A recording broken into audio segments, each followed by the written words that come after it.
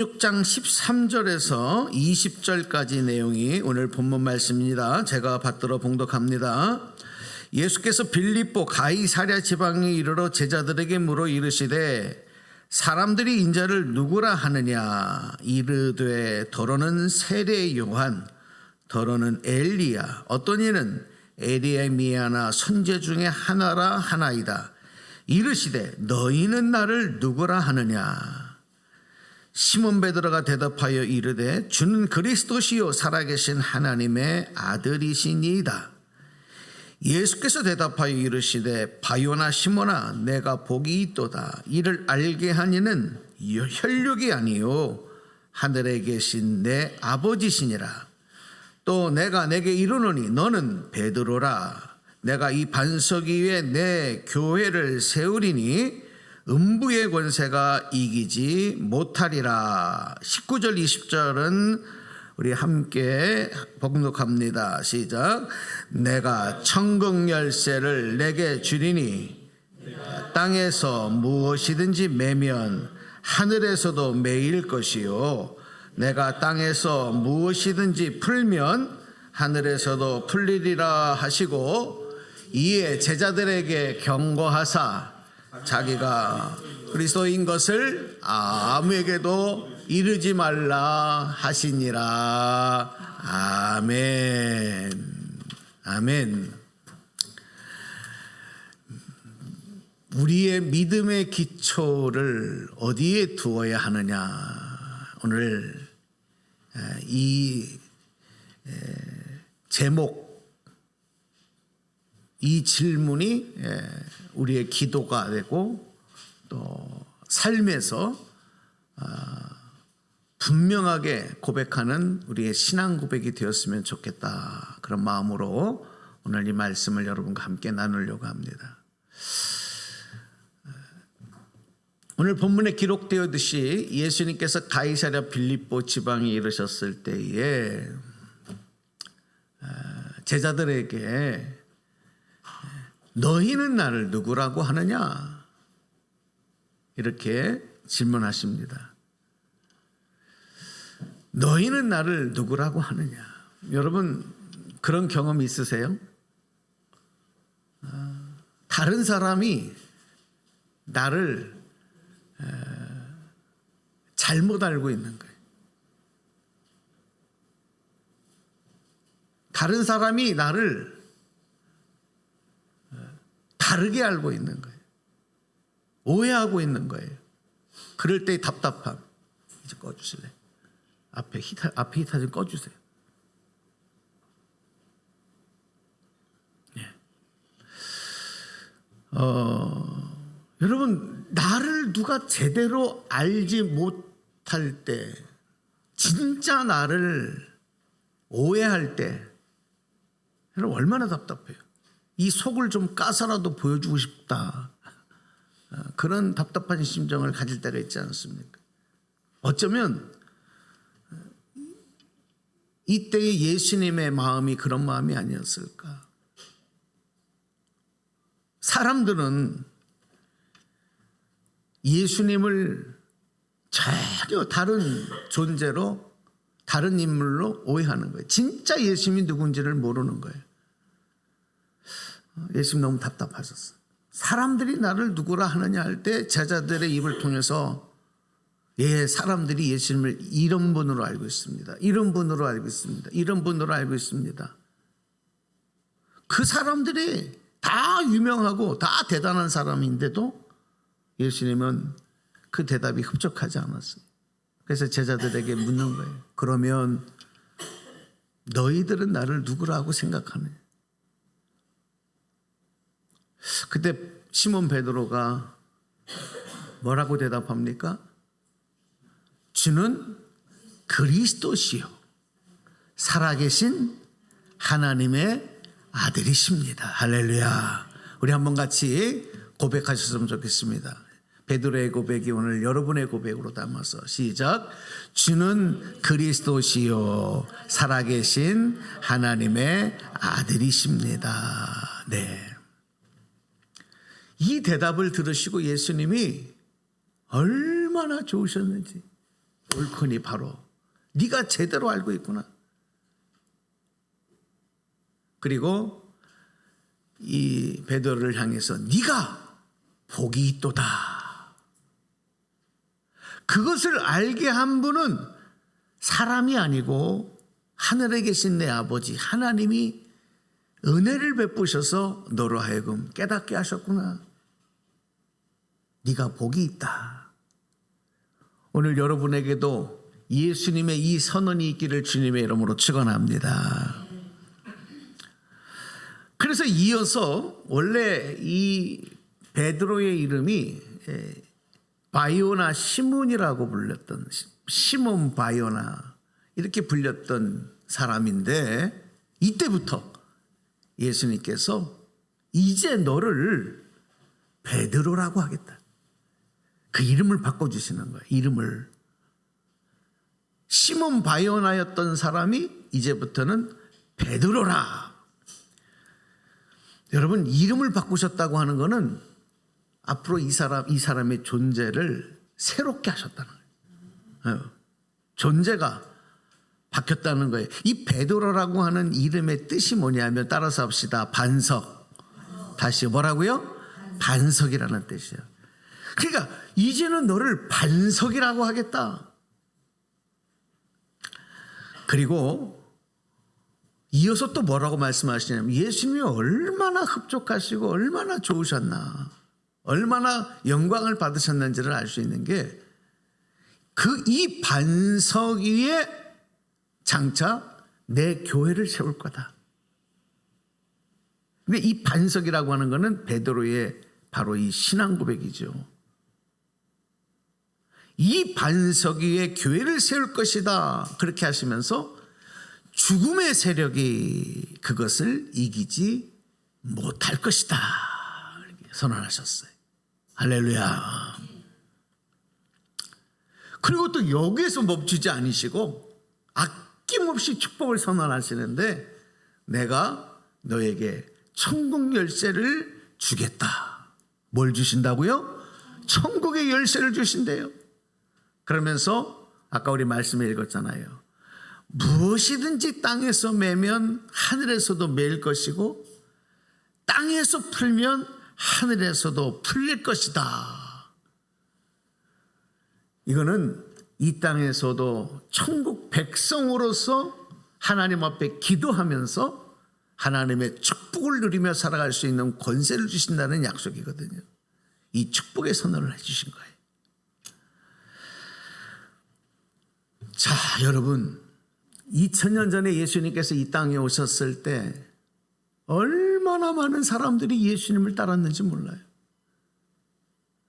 그때는 지금처럼 방송, 매스컴 이런 게 전혀 발달되지 않았을 때니까 구전을 통해서 입에서 입으로 소문이 날 때, 우리 옛날에도 그랬잖아요. 아니 땐 굴뚝에 연기 날까. 그래서 뭔가 하나가 입으로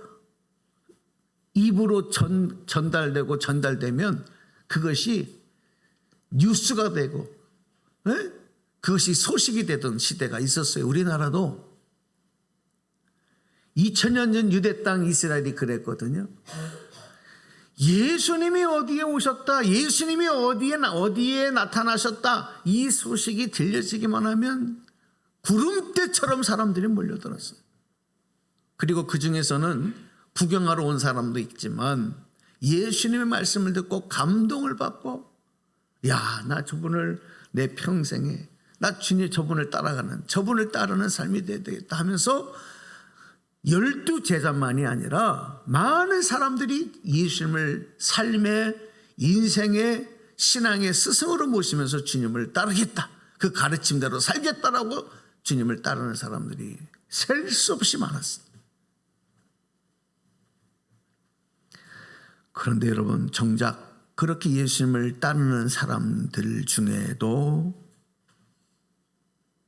이분이 누구인지, 눈에 보이는 기적을 행하는 예수님, 병을 고치는 예수님, 능력을 행사하시는 예수님, 지금까지 듣지 못했던 귀한 놀라운 진리를 말씀하시는 분, 눈으로 보여지는 그 예수님은 보면서도 정작 그분이 정확하게 어떤 분인지 누구인지는 각자 자신이 생각가는 대로 마음 가는 대로 예수님은 이런 분이야. 예수님은 이런 분이야. 자기들 뜻대로 자기들 생각대로 생각했다는 거예요.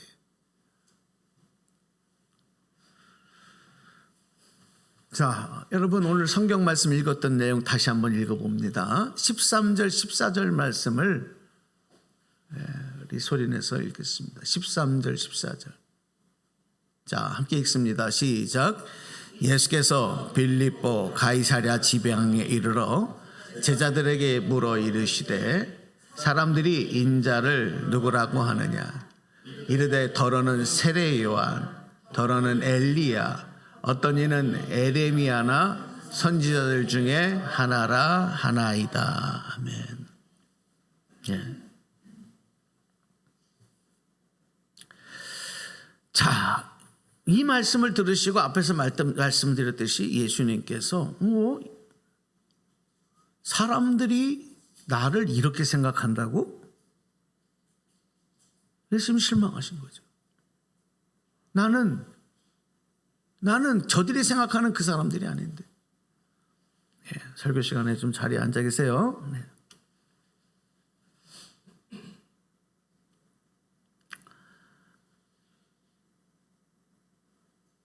그러니까 우리가 여러분 어떻게 생각하고 있느냐, 어떻게 알고 있느냐가 중요하지 않아요.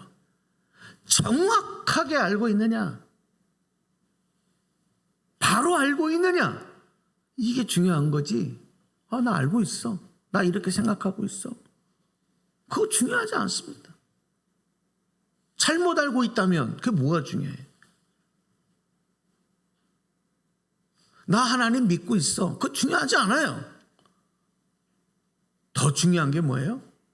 하나님을 바로 믿어야지요. 아멘. 그냥 내 방식대로, 내 마음대로, 내 생각대로 나 하나님 믿고 있어. 나 하나님 믿어. 나 크리스찬이야. 나 기독교인이야. 그게 뭐 중요해요? 본인 생각대로, 본인 마음대로 믿는데.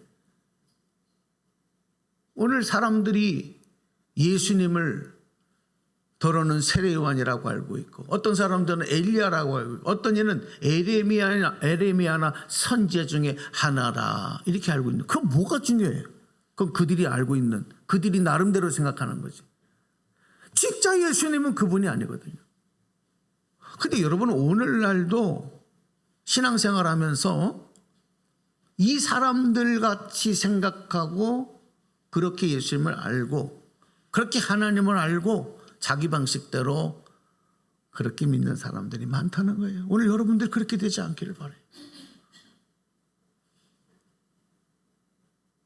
나 어느 교회 다녀? 나 신앙생활 몇 년 했어? 뭘 중요해요? 더 중요한 건 뭐라고요? 내가 하나님을 바로 알고 진짜 예수님이 어떤 분인지를 알고 믿느냐, 믿고 있지 않느냐. 여러분 정확하게 알고 고백하시고 믿으시기를 축복합니다. 아멘. 그래서 예수님은 답답하시니까 제자들에게 생각도 물고, 그러면 내가 너희들 나랑 함께 동고동락하는 너희들은 나를 누구라고 하느냐. 자, 이 질문이 제자들에게만, 사람들의 생각만 묻는 것이 아니라 오늘 저와 여러분에게 물으시는 주님의 질문이다. 여러분 마음에 이 질문을 받아야 돼요. 오늘 주님이 여러분에게 물으시는 그 질문에 대답하셔야 된다고요. 너희는 나를 누구라고 생각하느냐, 믿고 있느냐? 뭐라고 대답하실래요?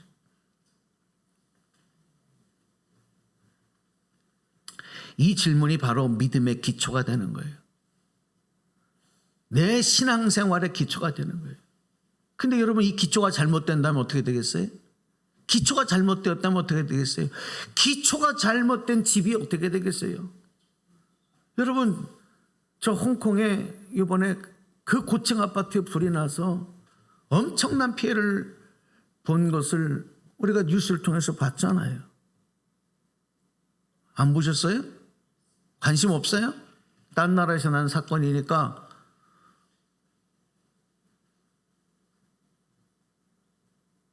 그 고층 아파트에 그 얼마나 많은 사람들이 살고 있는데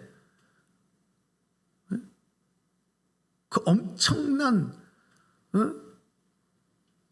사고로 이렇게 지어진 이유가 뭐냐? 결국은 이것이 여러분 기초가 잘못된 거예요.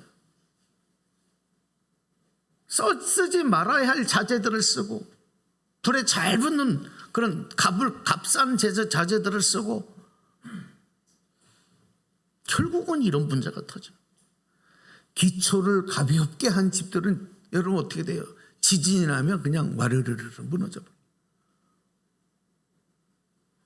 그래서 우리나라도 제가 정확하게 모르지만 몇 년도 이전까지는 아파트라든지 고층 건물들을 지을 때 이 지진 설계가 법으로 없었어요. 우리나라도요. 그래서 예전에 오래된 아파트들, 오래된 이 집들은 지진 나면 무너질 수 있어요. 그런데 그 정확하지 모르지만 몇 년도 이후부터는 법적으로 지진 설계를 꼭 해야 돼. 네. 이게 뭐예요? 지진 설계가 꼭 들어가야 된다는 것은 기초를 더욱 단단하게 하는 거예요. 믿음 생활도 마찬가지입니다. 기초가 잘못되었는데 거기다가 아무리 화려하게 웅장하게 믿음의 집을 쌓아 올린다 하더라도 보기에는 좋을지 모르지만 죄송하지만 위태위태한 거예요. 오늘 여러분의 모습이 그런 모습이 되지 말아야 되겠죠.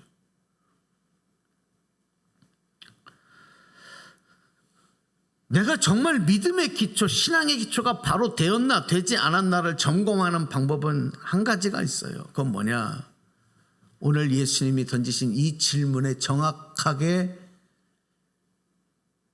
대답할 수 있느냐, 알고 깨닫고 대답할 수 있느냐 없느냐, 여기에 달려있는 거예요.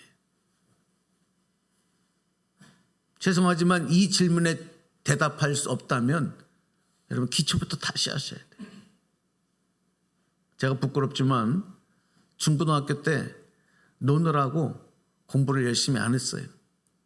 어떻게 대학은 들어갔는데 대학교 가서 정신을 차리고 공부를 하려고 보니까 스스로 깨닫겠더라고요. 아, 나 이거 기초가 안 됐네. 영어를 공부하려고 보니까 단어만 외운다고 되는 게 아니더라고요.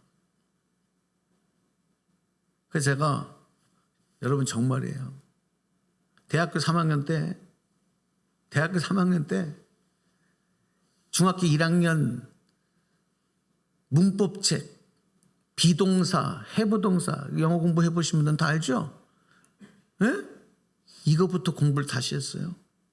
가장 기초적인 문법부터 다시 공부했어요. 왜? 기초가 안 돼 있으니까 그 다음에 진도가 안 나가는 거예요. 여러분 신앙생활 내가 지금 아무리 신앙생활을 오래 했다 하더라도 기초가 잘못됐다면 다시 처음 기초부터 다시 해야 돼요. 또 한 가지, 내가 지금 예수님이 어떤 분이신가를 바로 알고 믿음으로 고백할 수 있다고 한다면 그런 은혜를 입었다고 한다면 이것은 여러분이 똑똑해서도 아니고 여러분이 지혜가 특출해서도 아니고 예수님 그랬잖아요. 그것은 사람으로 인해서가 아니라 누가 깨닫게 해주신 거라고요? 하늘에 하나님께서 깨닫게 해주신 은혜다. 할렐루야. 그러니까 이거는 은혜를 입은 거예요. 내가 지금 예수님이 어떤 분이신지를 바로 믿고 고백할 수 있다고 한다면 내가 하나님께 은혜를 입은 것이기 때문에 그래서 복을 받은 거예요. 복을 받은 거. 얼마나 감사해요. 내가 똑똑해서가 아니고 하나님이 나에게 이런 복을 주신 거예요. 신앙생활은 그래서 여러분 내 의지로 하는 거 아니에요. 내 결심만 가지고 되지 않는다고. 아무리 결심해 보세요. 연초에 여러분 새로운 결심 안 하는 사람이 어디 있어요? 올해는 열심히 기도도 해야 하고 예배 안 빠지고 열심히 좀 해봐야 되겠다. 다 작심삼일이잖아요. 네? 사람의 의지와 결단으로 됩니까? 아니에요. 예수를 여러분이 믿고 지금 이 자리에 예배자로 있다고 하는 것은 여러분 복 받으신 줄로 믿으시기 바랍니다. 하나님의 은혜를 입은 결과인 거예요. 응? 그래서 내가 예수 믿고 구원받은 하나님의 자녀가 됐다는 이 사실 하나만 가지고도 나는 이미 복받은 복의 존재다. 하나님의 은혜를 입은 자다라고 하는 것을 늘 감사하면서 살아가야 되는 거예요. 여러분, 세상에 가장 귀한 복, 진정한 복은 바로 이 복이거든요. 어떤 사람은 이렇게 생각해요. 내가 하나님을 왜 믿어야 되지? 내가 교회를 왜 다녀야 되지? 복 받기 위해서요. 틀리지 않은 말 같은데, 복을 받기 위해서 하나님을 믿고 교회를 다니는 것이 그게 전부가 아니라 예수님을 나의 그리스도 주님으로 고백하고 구원자로 고백하고 하나님을 내 아버지로 믿게 되면 이미 복을 받은 거예요. 아멘. 복을 받은 거예요. 그 나머지는 하나님이 그냥 주시는 거예요. 그러니까 복을 받기 위해서 하나님 믿는 것이 아니라 하나님을 믿으면 이미 복을 받은 것이다. 여러분 이걸 분명히 하시길 바랍니다. 자, 베드로, 시몬 바요나가 이제 어부 출신이에요. 공부도 못한 사람이에요. 무식해요. 호학해요. 성격도 난폭해요. 이랬던 사람이 예수님에게 반석이라고 하는 베드로라고 하는 이름을 받습니다. 반석이라는 뜻은 뭐냐? 반석이라는 뜻은 또 성경에 보면 하나님의 말씀이다. 또 흔들리지 아니하는 하나님의 약속이다. 또 예수 그리스도 자신이다. 이렇게 성경에서 말씀하거든요. 이 어마어마한 의미를 가진 이름을 베드로라, 바요나 시몬에게 이름을 주는 거예요. 그 반석 위에 교회를 세울 거다. 그러니까 결국은 무슨 얘기냐면 하나님의 말씀의 기초와 예수 그리스도의 생명의 피 위에 교회를 세울 거다. 이렇게 약속하신 거예요. 그러니까 여러분 교회를 우습게 보면 안 돼. 그렇게 보는 분들도 없겠지만 교회는 위대한 기관이에요. 화려한 건물을 가지고 있어서가 아니라 교회라고 하는 그 존재가 말씀 위에 세워지고 예수 그리스도의 생명과 피 위에 세워졌기 때문에, 그것을 기초로 하기 때문에, 할렐루야. 여러분 그 뿌리가 어디에 내려 있느냐에 따라서 그 열매는 여러분 어떻게 열매냐는 결정된 거 아니겠습니까? 그래서 여러분 교회는 여러분이 사랑하고 헌신하고 교회의 지체 일원으로서의 사명을 감당할 귀한 가치가 있는 것이죠.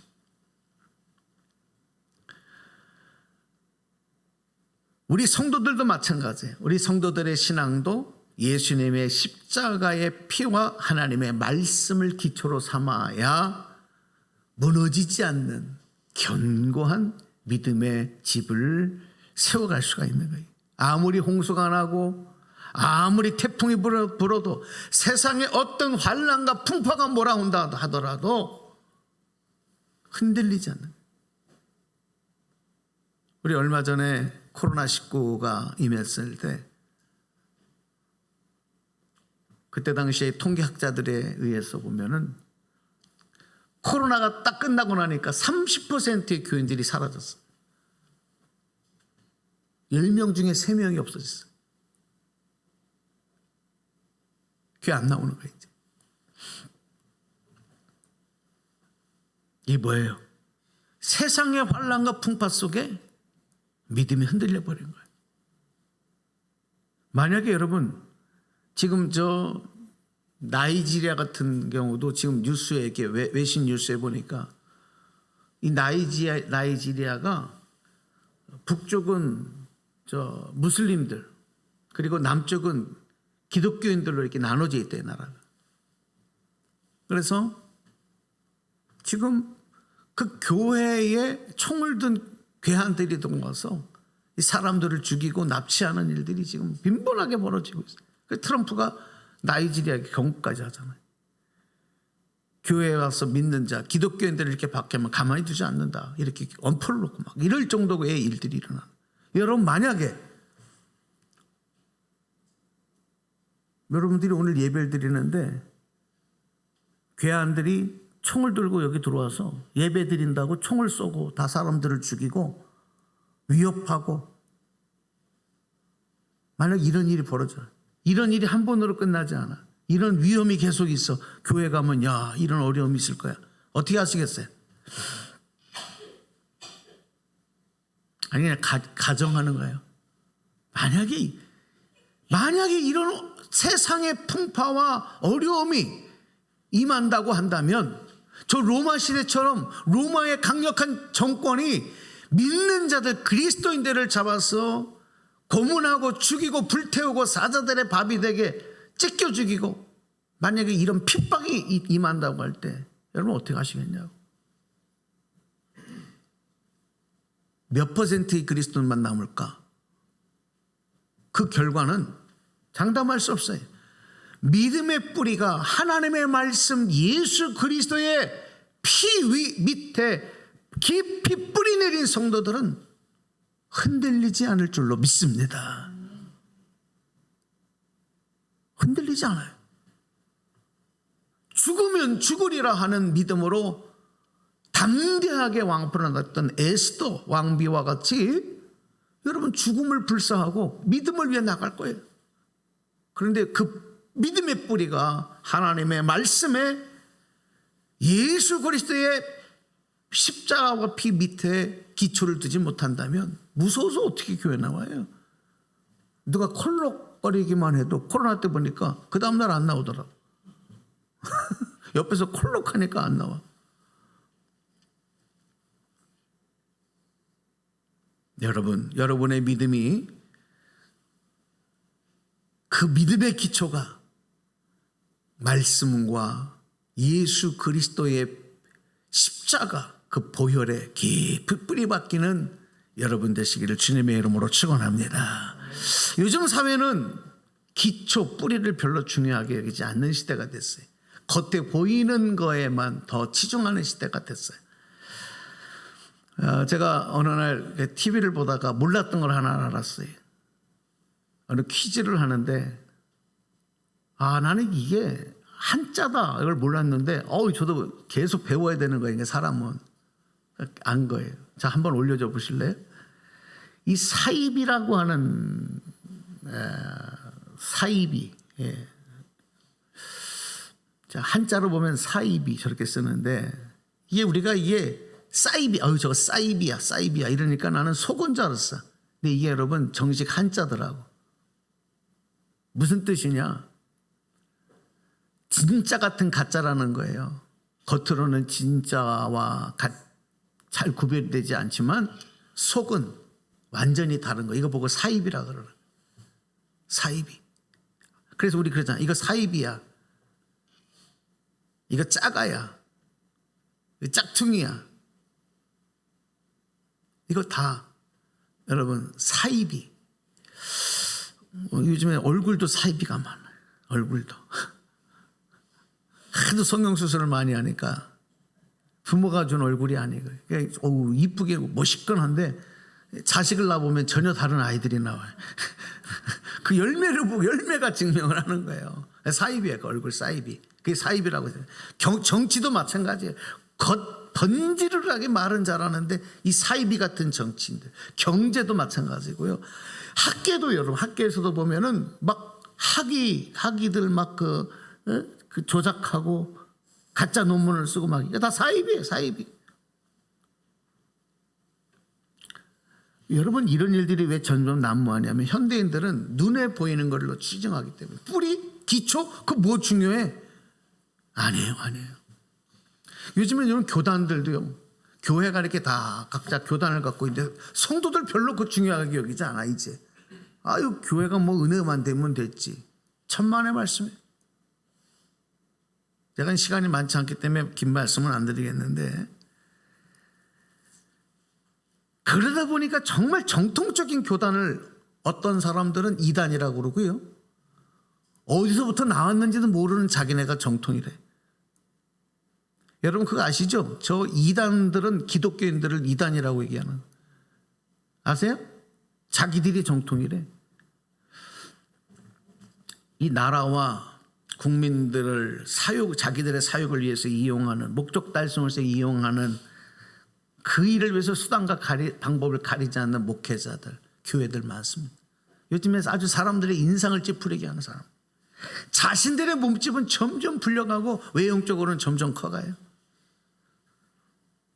그런데 대체적으로 그런 분들, 그런 교회들을 보면 이 목사님이 어디에서 공부를 했느냐 이걸 한번 보면은 정통적인 정말 문교부가 인정한 정통적인 그 공부를 한 사람이냐 그렇지 않은 사람이냐 그 교회가 속한 교단이 정통적인 교단이냐 그렇지 않느냐 이것만 좀 점검만 하더라도 여러분 그 열매를 알 수가 있어요. 근데 별로 그걸 중요하게 하지 않아요. 그게 뭘 중요해? 참고적으로 여러분 우리 감리교회 우리 교회가 속한 감리교회는 어떤 사람은 감리교를 가리켜서 감리교회 이단이라고 한 사람들도 있었어요. 참 한숨이 나오는. 우리 감리교회가 참 그래도 여러분 이럴 때 한번 말씀을 드릴 필요가 있어요. 하나님의 말씀인 성경과 그 예수 그리스도를 기초로 종교개혁을 일으켰던 마틴 루터 그 신학과 신앙을 기초 삼아서 이어온 그 영국의 성공회가 바로 그 줄기를 이어온 교단이거든요. 개신교, 성공회, 겉은 캐톨릭 같지만 개신교예요. 이 감리교회는 영국 성공회에 뿌리를 두고 있고요. 마틴 루터에게 뿌리를 두고 있어요. 19세기에 영국이 큰 위기를 당할 때 영국을 살려냈고 미국으로 복음, 프로테스탄트의 복음이 영국에서 미국으로 넘어가면서 오늘날 미국을 기독교 국가로 오늘날 이렇게 세계 속에 그 강대국으로 만드는 뿌리가 된 가장 큰 힘을 발휘했던 교단이 감리교회, 메소디스트 감리교회. 그래서 미국에서는 감리교단이 제일 큰 교단이에요. 우리나라도 미국 감리회 소속이었던 선교사님이었던 아펜젤러 선교사님이 1885년에 당시는 우리나라가 조선이었죠. 조선이었던 우리나라 인천 제물포항에 들어오셔서 고종 황제의 신뢰를 받아요. 그래서 당시에 서울 정동에 한국 최초로 근대화 교육인 배제학당을 세우고 그리고 정동교회를 설립을 하고 그리고 그 다음 해에는 1886년에 미국 감리회 소속인 스크랜턴 여사가 조선 땅에 들어와서 우리나라 최초의 여성 교육 기관인 이화학당을 설립하죠. 그래서 우리나라가 근대화의 교육이 시작되게 한 가장 기초가 된 역할을 한 게 바로 우리 감리교 선교사님들이에요. 제가 배제학교를 나왔다고 해서 그 말씀을 드리는 게 아니라 이건 역사예요. 이건 역사예요. 그 아펜젤러 선교사님이 조선 근대화 교육 그리고 성교에 힘쓰고 성경 번역에 큰 기여를 하다가 1902년 그러니까 아펜젤러 선교사님 나이가 44세가 됐는데 목포로 가는 배를 타고 가다가 뭐냐면 성경 번역하는 그 협회 모임이 있어서 목포를 향해 가는 배를 타고 가다가 배가 충돌을 해서 좌초를 한 거예요. 침몰을. 그래서 그곳에 타고 있던 한 여학생이 물에 빠졌어요. 근데 아펜젤레 선교사님은 수영을 잘하는 선수급 선수 출신이거든요. 그런데 그 여학생이 물에 빠지니까 조선인 여학생을 구하기 위해서 물속으로 뛰어들어가요. 그래서 그 여학생을 구하려다가 순교하신 거예요. 그게 우리 감리교의 최초로 이 땅에 복음을 전해주신 아펜젤라 선교사님의 이야기, 역사입니다. 그래서 우리 대한민국이 근대화가 되는데 많은 위대한 인물들이 바로 그 인물들을 배출하는 배양행실이 된 거죠. 우리 초대 대통령인 이승만 대통령이 배제학당 출신이고 3.1운동의 그 위대한 업적을 이루었던 유관순 열사가 이화학당, 다 감리교회에 세례를 받은 감리교인들이죠. 그리고 많은 인물들, 건국, 이념과 독립운동, 의료, 교육, 많은 분야 역할을 했어요. 제가 이 말씀을 드린 이유는 우리를 자랑하려고 하는 것이 아니라 뿌리가 어디에 있느냐에 따라서 그 열매는 결정이 된다. 오늘 이제 말씀을 맺을게요. 여러분, 겉만 화려하다고 해서 만족할 수 없어요. 뿌리가 열매를 결정하는 거예요. 여러분의 신앙의 뿌리가 예수 그리스도에게 말씀에 뿌리 내렸을 때 그 결과는 하나님이 책임져 주실 줄로 믿습니다. 복을 주시고 천국의 열쇠를 주시는 역사. 우리 19절 말씀을 읽을게요. 19절 시작. 내가 천국 열쇠를 내게 주리니 내가 땅에서 무엇이든지 매면 하늘에서도 매일 것이요 내가 땅에서 무엇이든지 풀면 하늘에서도 풀리리라 하시고 아멘. 그렇습니다. 예수님을 나의 주인으로 믿고 고백하는 열매가 바로 이런 거예요. 예수님을 나의 구원자로 믿고 고백하는 열매, 바로 이런 축복인 거예요. 예수님을 살아계신 하나님의 아들로 믿고 고백하는 열매가 바로 천국 백성이 되는 복인 거예요. 이 간증은 꼭 해야 될 것 같아요. 이제 마칠 거예요. 여러분, 신앙생활의 뿌리는 철저하게 하나님 말씀에 뿌리 내려야 된다고 얘기했잖아요. 예수 그리스도 말씀. 여러분이 반드시 그렇게 되셨으면 좋겠어요. 제가 이 간증을 하는 거는 제가 얼마 전에 이야기를 들었기 때문에 그래요. 우리 새벽 기도회, 저녁 기도에 나오는 권사님들이 있으신데 제가 어느 날 이 말씀에 대한 설교를 했어요. 아마 그 자리에 계신 분들도 있을 텐데 제가 여러분에게서 이런 말씀을 들었어요. 어느 한 권사님은, 우리 이제 새벽에 나오시는 권사님은 성경을 정말 많이 읽으시는 분이에요. 그 신앙의 뿌리가 말씀에 깊이 뿌리 내리는 걸 내가 예전부터 알고 있었어요. 그래서 우리 교회에 와서 새벽 기도하신 지가 한 20여 년이 지났는데 제가 한 번도 물어봤어요. 권사님, 성경을 100독 이상 하셨다고 했죠? 제가 그랬어요. 그랬더니 140독 하셨대요. 그동안에 40독을 더 하신 거예요. 놀라지도 않으시는데 성경을 창세기부터 요한계시록까지 140독 한 권사님이세요. 여러분, 그분 말씀에 깊이 뿌리 내려요. 제가 그 설교 시간에 그 이야기를 듣고 깜짝 놀랐어요. 야, 대단하시다. 근데 어느 권사님이 또 이런 간증을 하시더라고요. 개인적으로, 목사님, 저는요 지금까지 평생에 성경을 필사, 이거는 성경 읽는 게 아니라 성경을 그대로 옮겨 쓰는 필사를 창세기부터 요한계시록까지 3번을 필사해요.